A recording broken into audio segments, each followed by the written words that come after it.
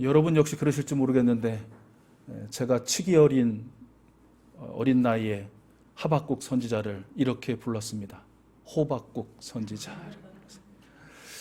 저희들에게 호박국이라는 이름으로 때때로 불린 이 하박국 선지자 이름의 뜻은 껴안다, 이렇게 포옹하다라는 그런 의미를 가진다고 합니다. 그러니까 제가 이제 이 하박국서를 쭉 읽으면서 나름대로 해석해 보자면 정말 하나님의 그 크고 놀랍고 따뜻하신 그 사랑의 품 안에 안긴 하박국이 그 하나님의 사랑이 어떠함을, 또 그 권능과 권세가 어떠함을 경험하고 나서 이제 자신의 민족인 유다를 끌어안고 또 많은 열방을 끌어안고 간절한 마음으로 오직 의인은 믿음으로 산다라는 이 하나님의 메시지를 선포한 것을 기록한 것이 하박국서가 아닐까, 그런 생각을 해보았습니다. 하박국서는 바벨론에 의해서 이제 곧 멸망을 당할 수밖에 없는, 하나님의 심판을 면할 수밖에 없는 그 유다 민족들을 바라보면서 하박국이 질문하고 또 하나님께서 대답하시는 그런 내용의 기록이라는 건 아마 알고 계실 텐데요. 하박국의 첫 번째 질문은 바로 왜 하나님, 우리 민족이지만 그러나 하나님을 거역하고 반역하는 이 유다 백성들의 죄를 간과하고만 계십니까? 왜 심판하지 않으십니까? 왜 그 죄를 묻지 않으십니까? 라는 그런 질문이죠. 이에 대해서 하나님께서 대답하십니다. 내가 반드시 그 죄를 물으리라. 오늘 우리가 2장 2절 말씀 함께 읽으셨는데, 더디더라도 늦지 않고 곧 이룰 것이다. 나는 그들의 죄를 결코 간과하지 않을 것이며 바벨론이라는 나라를 들어서 내가 반드시 심판할 것이다 라고 그렇게 대답을 해 주시죠. 그 대답을 들은 하박국이 두 번째 질문을 던집니다. 왜 하나님, 하필이면 바벨론입니까? 우리가 악한 줄 알고 하나님의 심판을 면하지 못할 그런 죄인임을 분명히 알지만 왜 하필이면 우리보다 더 악하고 우리보다 더 큰 죄를 지은 바벨론을 들어 쓰십니까? 라는 그런 질문을 합니다. 우리 하나님께서는 그 하박국의 항변에 대답하시죠. 바벨론도 망한다. 비록 너희의 죄의 심판의 도구로 바벨론이 사용되지만 결국 자기 힘이, 그 권세가 바로 자신으로부터 비롯되었다라고 확신하고 하나님 노릇하는 저 바벨론도 내가 심판하리라. 이런 메시지를 우리 하나님께서 주신 것이죠. 그러면서 하나님께서 그 유명한 오늘 우리 함께 읽은 하박국 2장 4절의 말씀을 들려주신 것입니다. 무엇입니까? 오직 의인은 무엇으로 산다? 믿음으로 산다. 오직 의인은 무엇으로 산다고요? 믿음으로 산다. 이게 너무 유명한 말씀이죠. 많은 사람들이 인용하고 많은 책에서 인용하고 또 종교개혁가들이 이 말씀을 붙들고 종교개혁을 또 일으키지 않았습니까? 그런데 여러분, 그럼 도대체 믿음이란 무엇이냐? 오늘 이 말씀의 의미에서의 그 믿음이란 무엇이냐? 그리고 믿음으로 산다는 건 그럼 뭐냐? 라는 그런 질문을 오늘 해보게 된다는 것이죠. 여러분, 믿음이란 무엇입니까? 여러분 나름대로 한번 생각으로 아니면 또 마음으로 또는 이게 묵음으로 소리는 내지 않지만 한번 정의를 한번 내려보시죠. 믿음이란 무엇입니까? 여러분이 생각하시는 믿음이란 무엇입니까? 아마 한 분 한 분의 생각이 다 다를 수도 있고요. 또 이렇게 공통적인 정의를 내리시는 분도 계실 텐데요. 오늘 이 하박국서 2장 4절에서의 믿음이란 신실함입니다. 신실함. 그럼 또 신실함이란 뭐냐라고 물을 수 있잖아요. 그렇죠? 이 신실하다는 것을 좀 구체적인 삶, 또 행동으로 표현하자면 그렇습니다. 신실함이란 교만한 자들이 가득한 이 세상에서 너도 나도 다 교만한 거예요. 열이면 열, 백이면 백, 다 교만한 거예요. 그런데 그 교만한 세상에서 겸손하게 사는 것. 이것이 바로 신실함. 여러 번 말씀드리지만 다 겸손한 사람 천지인데 겸손한 거 쉽습니다. 거기서 겸손하지 않으면 튀잖아요. 교만한 자로 불릴걸요. 그러나 다 교만한데 내가 겸손한 건 너무 어렵습니다. 그럼 나는 못난이다, 나는 참으로 못났다라는 걸 막 그냥 이게 이야기하는 것 같거든요. 저들에게 뒤처지는 것 같고 저들 밑에 막 깔리는 것 같고 막 어깨가 짓눌리는 그런 느낌을 받거든요. 그럼에도 불구하고 교만한 세상에서 겸손히 사는 것, 그것이 바로 신실하게 산다라는 것의 구체적인 모습이라는 것이고요. 두 번째는 거짓과 불의가 가득한 이 세상에 정직하게 사는 것이에요. 여러분, 다 정직한데 정직하는 건 역시 또 쉬워요. 다 참말을 하고 진실을 얘기하는데 혼자 조금이라도 마음에 거리끼고 좀 거짓된 거 섞을 수 있나요? 아니죠. 금방 드러나. 부끄러울걸요. 낯이 뜨거워서 못 살걸요. 근데 다 거짓말해. 하나의 진실도 없어. 그런 곳에서 혼자 홀로 정직하게 산다는 거, 진실하게 산다는 거 쉽지 않아요. 그런데 그렇게 사는 것이 바로 신실하게 사는 것이다 라는 것이죠. 돈을, 권력을, 때로는 자기 자신을 하나님으로 삼고 하나님처럼 섬기는 시대에 창조주이시고 구원자이시고 이제 곧 오실 심판자이신 하나님만을 참 주인으로 삼고 섬기는 것, 그것이 바로 신실한 거예요. 하나님, 여러분, 그 하나님을 다 그냥 우리나라 5천만 뭐 좀 될 수도 있고 안 될 수도 있지만 다 섬긴다고 생각해 보세요. 그 중에 섬기는 거 쉽잖아요. 안 섬기면 이상하죠, 되려? 그런데 여러분 어떻습니까? 뭐 20%니 말이 있었지만 지금 아마 통계적으로 살펴도 10 중에 9은 하나님 섬기지 않습니다. 자신을 섬기거나 사람을 섬기거나 권력을 섬기거나 돈을 섬기거나 우상을 섬기거나 사탄 마귀를 섬깁니다. 10 중에 하나 있을까 말까 한 그런 시대에 우리 창조주 구원자 심판주신 하나님만이 참 하나님이야, 나의 참 주인이 되셔, 주님이셔 라고 고백하고 시인하고 그렇게 살아내는 것 쉽지 않죠. 그런데 그렇게 사는 것이 바로 신실하게 사는 것이다 라는 것이죠. 믿음은 무엇입니까? 신실함입니다. 신실하게 산다는 것, 믿음으로 산다는 것은 무엇입니까? 말로만 그냥 믿음으로 사는 건 내 생각으로 난 지금 믿음으로 사는 것 같은데 나는 믿음으로 살지 못하는 것, 그게 아니고, 그것이 아니고 교만한 자들이 가득한 이 시대에 겸손하게, 거짓과 불의가 판을 치는 이 시대에 정직하게, 많은 우상들이 우리 눈앞에 번쩍번쩍하고 있는 이 시대에 우리 하나님만을 참신으로 모시고 섬기며 사는 것, 그것이 신실하게 사는 것이다 라는 것이죠. 이 성경에서 이렇게 신실한 삶을 보여주는 구체적인 사례들이 많이 있죠. 우리가 발견할 수 있습니다. 그 중에 정말 특별하게 한 사람 또는 한 책을 꼽으라면 우리 아까 장로님도 기도하셨는데 다니엘을 꼽을 수 있을 것 같습니다. 특별히 다니엘 6장에 보면 다니엘이 사자굴에 던져진 그런 사건이 나오죠. 아마 한 2, 3개월 전인가요? 우리 강바울 목사님께서 그 본문을 삼아서 말씀을 전해주셨기 때문에 아마 다 기억하시리라고 믿고, 아마 교회를 좀 몇 년 다니기만 하면 대부분 아는 이야기라 생략하도록 하고요. 그런데 여러분, 지금 우리가 다니엘서 6장에서 발견하는 그 사자굴 속에 던져진 다니엘 이야기 말고 다니엘서에 다시 한번 사자굴 속에 던져지는 다니엘의 이야기가 있습니다. 아니 목사님, 제가 다니엘서 12장 끝까지 열심히 읽어봤지만 다니엘서는 한 번입니다. 그 이야기는 한 번입니다. 그렇죠, 한 번입니다. 그런데요, 우리가 가진 성경에는 없는데 가톨릭에서, 소위 이제 천주교에서 사용하는 공동번역이라는 성경이 있거든요. 그들은 우리가 가지지 않은 어떤 일부분을 성경으로 인정하고 사용하고 있어요. 그걸 이제 우리가 외경이라고 부르는데, 그분들이 가진 다니엘서는 우리는 12장으로 끝나지만 13장, 14장이 더 있습니다.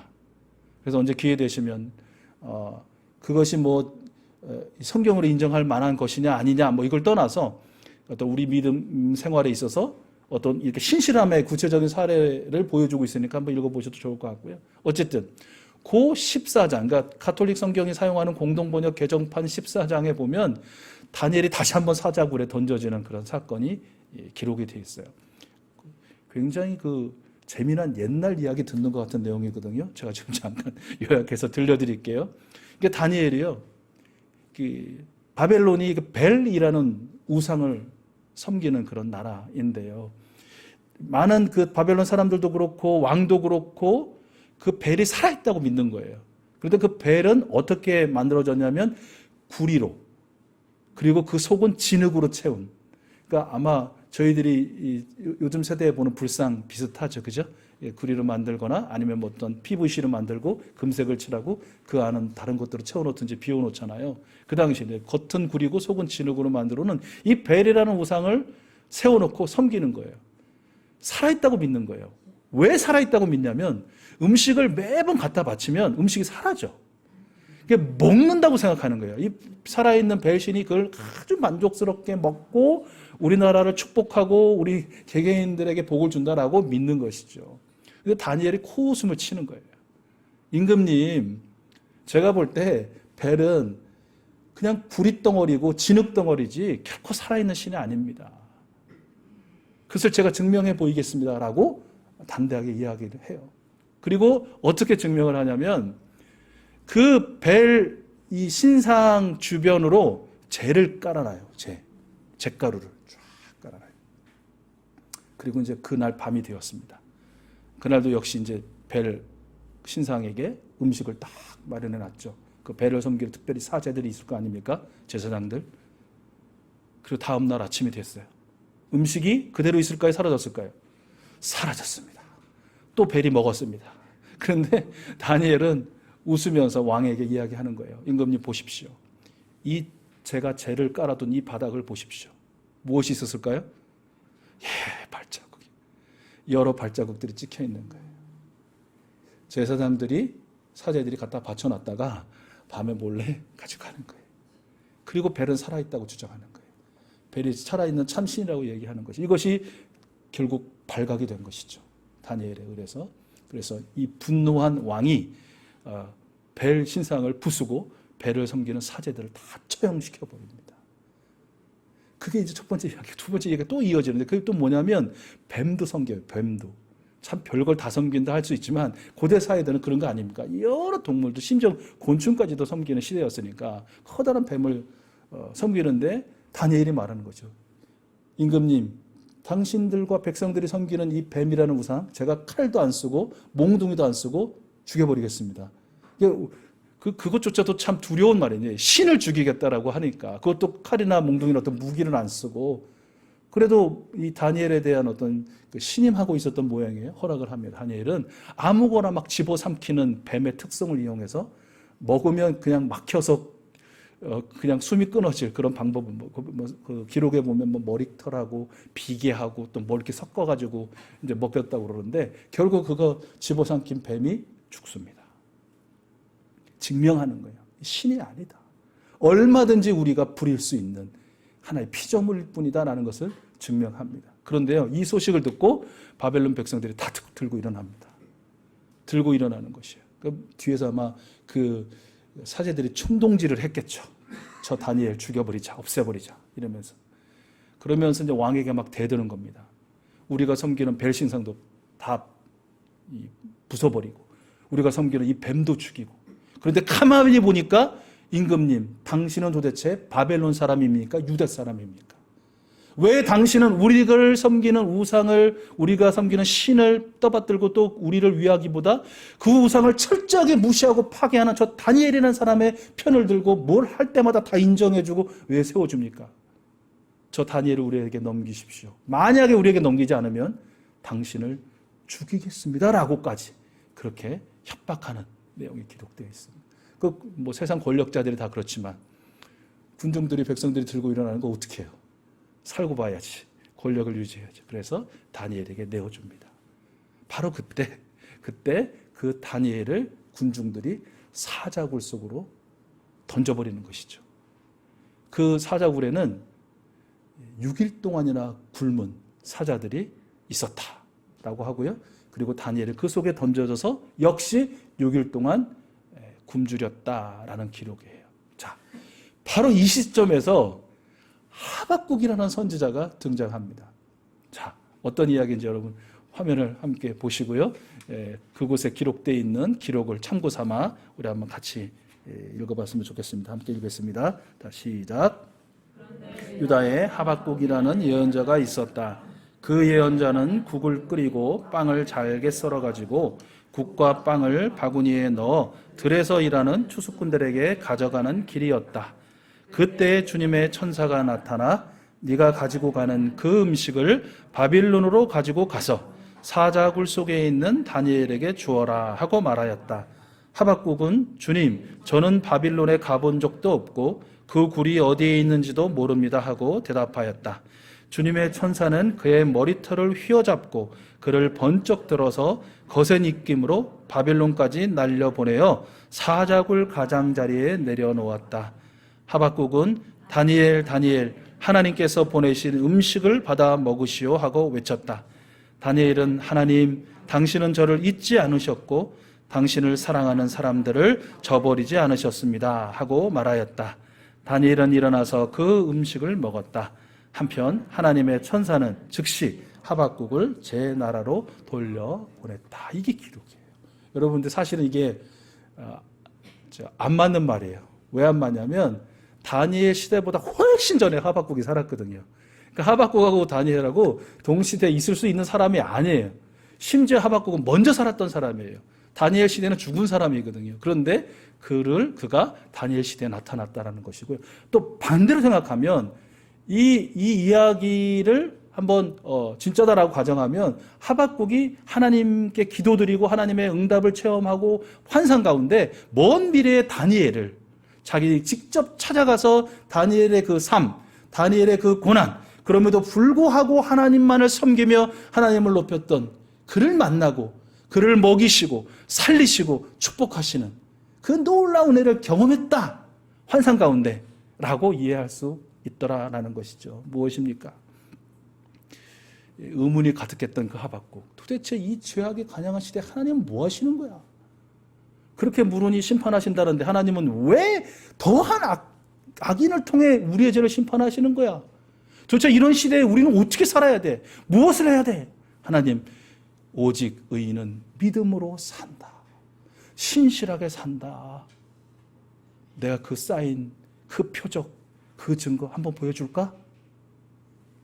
다니엘 시대로 보내셔서 환상 가운데 다니엘의 삶을 보시고 삶을 보게 하시고 또한 그를 잊지 않으시고 하나님을 생각하고 하나님을 사랑하고 하나님을 위하는 자를 결코 잊지 않으시고 저버리지 않으시고 사랑하시는 그 하나님을 경험케 하심으로 말미암아 우리가 잘 아는 하박국서 3장 이 17절부터 19절의 말씀 어떤 말씀이 나옵니까? 무화과나무에 열매가 없고 포도나무에 열매 없고 외양간에 소가 없고 양이 없고 내게 아무것도 없을지라도 어떻게 해요? 나는 오직 여호와로 말미암아 즐거워하고 기뻐하리로다. 하나님께서 나를 사슴과 같이 하셔서 저 높은 곳을 뛰어다니게 하시니라 라는 요 마지막 절을 아까 읽으신 하나님의 주의 천사가 그의 머리채를 잡아가지고 바람을 훅 불어서 바빌론으로 보냈다라는 것과 또 연관지어서 이야기하시는 분도 있어요. 아무튼 여러분 하박국이 깨달았겠죠. 우상이 하나님 노릇하고 용인하고 부추기는 이 야만과 혼란의 시대, 악인이 득세하고 의인을 삼켜버리는 이 시대에도 이 환경에도 오직 하나님을 경외하고 하나님의 사람으로 신실하게 사는 사람을 하나님이 살리시는구나. 산다는 게 이런 거구나. 단순히 내가 이렇게 호흡하고 삼시세끼 먹고 간식 먹고 뭐 좋은 또 때 놀러 가고 좋은 사람들 만나고 하루 행복하다.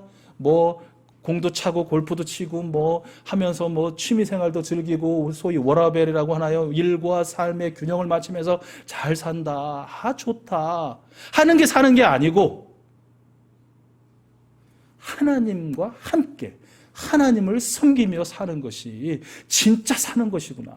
여러분 제가 SNS에서 하나 좋은 그림을 하나 발견했는데 화면 함께 보시겠어요? 보이시죠? 여러분 굿, 우리가 뭔가 좋아하면 다 굿이라고 말하잖아요. 맛있어도 굿, 뭐 좋은 거 보여도 굿, 좋은 사람들 만나도 굿이라고 말해요. 그런데 여러분 거기에서 만약에 하나님이 빠져버린다면, 하나님이 없는 인생이 된다면 무엇이 됩니까?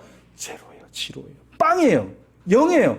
아무것도 아닌 존재가 된다는 것이에요. 근데 여러분 아무것도 아닌 존재가 정말 시덥지 않다고 사람들의 무시받고 괄시받고 아니 낮추어 여기고 욕먹고 야, 이런 시대에 왜 너 혼자 정직한 척해? 야, 이런 시대에 뭐 너 혼자 뭐 잘났다고 그렇게 겸손해? 뭐 이런 시대에 너 뭐 하나님이 계시다고 웃기는 소리 하지 마라. 라는 이 시대에, 그렇게 불리는 시대에 하나님이 함께 하시면 무엇이 됩니까? 우리 엄지손가락 한번 쭉 내밀면서, 우리 홍성덕 장로님 아주 잘하시는데, 굿. 옆에 계신 분 보고 굿. 길게 굿. 네. 여러분 스스로도 그럴 수 있잖아요. 나는 아무것도 아닌데, 나는 제로에 이 수렴되는 사람인데, 가까운 사람인데, 난 아무것도 없는데. 아니요. 우리 창조주이시고 구원자이신 하나님이 함께 하시면 정말 아름답고 행복하고 좋은 인생이 되는 줄로 믿습니다. 하박국이 볼 때에도 이런 고민이 있었다는 것이죠. 보면 다 좋은 사람들이야. 악한 놈들이 다 좋아. 거짓말하는 사람들이 다 좋아. 뭔가 하나님이 아닌 우상을 섬기는 것들이 더 득세해. 구실해. 그런데 자세히 보니까 하나님이 없으면 빵이구나. 죽은 거구나. 그런데 나 같은 사람, 너 죽은 사람이야. 널 별 볼일 없는 사람이야. 하지만 하나님이 함께 하시니 나야말로 산 사람, 살아있는 사람, 진정한 삶을 살아가는 사람이구나 라는 것을 그가 경험하고 또 증언하고 선포해 주는 것이죠. 우리 사랑하는 익수수 가족들, 또 예배자들 여러분, 이렇게 다니엘이라는 사람이 신실함의 삶, 신실하게 산다는 것에 무엇인지의 그 증인이 되었던 것처럼, 그것을 보고 하박국 또한 오직 믿음으로 산다는 것은 이런 것이구나 라는 것을 보여준 증인이 되었던 것처럼, 오늘 사는 저와 여러분들도 우리가 믿음의 실체다라는 것 꼭 잊지 마시기 바랍니다.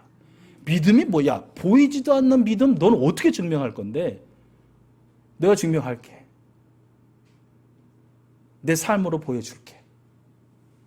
저와 여러분, 우리가 믿음의 실체이고, 저와 여러분의 삶이 믿음으로 산다는 것, 신실하게 산다는 것을 하박국 시대의 견주어보와 크게 다르지 않은 이 시대에 소위 비출 수 있는, 맛보아 알게 할 수 있는, 경험하게 할 수 있는 그런 도구요, 통로가 되는 줄로 믿습니다. 여러분, 히브리서를 쭉 보시면 거기에 이제 우리 믿음의 용사들 이름이 쫙 기록이 되어 있죠. 왜 그들이 믿음의 조상, 믿음의 용사로 불리는지 아시죠?